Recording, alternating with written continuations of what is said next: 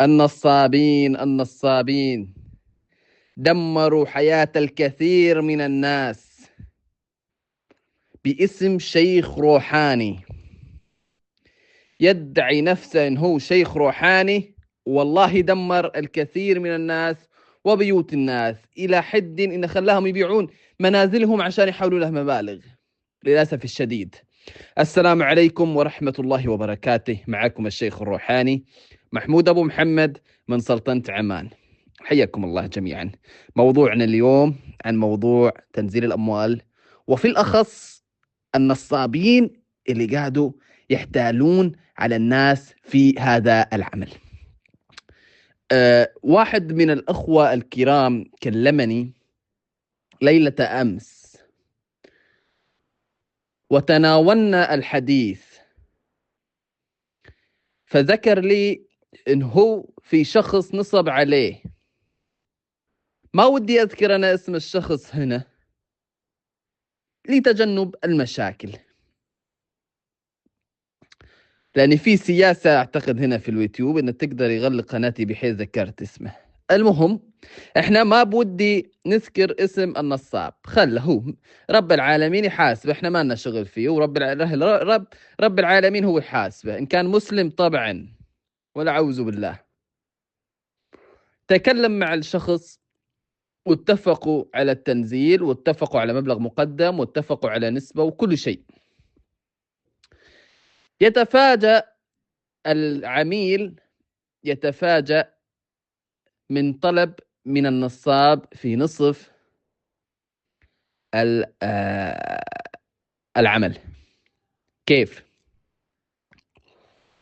النصاب يقول له أنا أموالك خلاص أمورك طيبة، ولكن نحتاج نشتري عطر لتسليم الأموال، لأن الأموال في السماء الآن، وانت أدرى الخدام لازم نعطيهم كرشوة حتى يسلموك المال.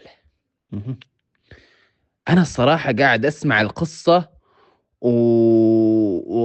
ومنذهل من طريقة ذكاء النصاب هذا.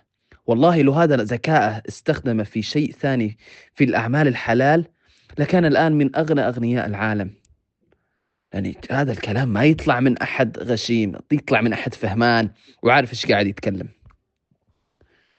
هو للصراحة والأمانة موجود هذا العطر تسليم الأموال، ولكن يكون موجود عند الشيخ اللي قاعد يقوم في عمل تنزيل الأموال في استمرار حتى يشتغل للناس بدون مشاكل. والحمد لله أنا موجود عندي تراه، وما أذكر إنه والله للشخص اللي يجي يشتغل عندي ما أذكر لأنه والله لازم تدفع مبلغ هائل حتى تستلم أموالك. لا، أنا أحط هذا المواد من عندي، وبعد ما تنزل الأموال آخذ نسبة. فهمت علي عزيزي؟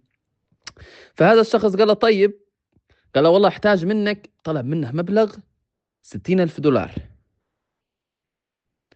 طلب منه مبلغ 60,000 دولار. راح باع بيته، كل ما يملك، هذا هو اللي يملكه أصلا، ما عنده شيء ثاني، لأنه هو بالأساس إنسان فقير وتعبان في الحياة. فعشان كذا التجأ إلى تنزيل الأموال، ووقع في يد النصابين. الله لا يوفقهم ولا يوجه لهم الخير. وقع في يد نصاب ما يخاف رب العالمين، والحسبنا الله ونعم الوكيل فيه. أنا ما أقدر أقول غير كذي. طلب منه 60,000، والشخص هذا يعني هو يتكلم مع شيخ، معقول شيخ ينصب؟ هل هذا معقول؟ للأسف في وقتنا الحالي معقول، وصار، وكل يوم يصير للأسف الشديد، وحسبنا الله ونعم الوكيل.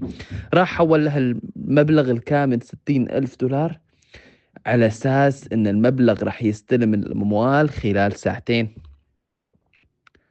حول المبلغ هذاك حضره. هذا ترى الشخص هنا تدمر. شوف، خسر بيته، خسر أمواله. النصاب أمله كثير، والأمل بغير الله عز وجل حرام. أمله وخسر بيته ودمر عائلته، وهو في حالة نفسية لا يعلم بها إلا الله. والحمد لله الشخص تكلم معاي وساعدته، وسويت اللي أقدر أسويه بإذن الله تعالى. فيا أخوان انتبهوا من هذا الأمر، والله قاعدين نحذر، مو علشان تروحون تشتغلون مع ناس ما هي موثوقة ولا هي شيء. ترى هذا العمل له أهله، وإن شاء الله إحنا أهله بإذن الله تعالى. رقمي موجود أمامكم في الشاشة، والسلام عليكم ورحمة الله وبركاته.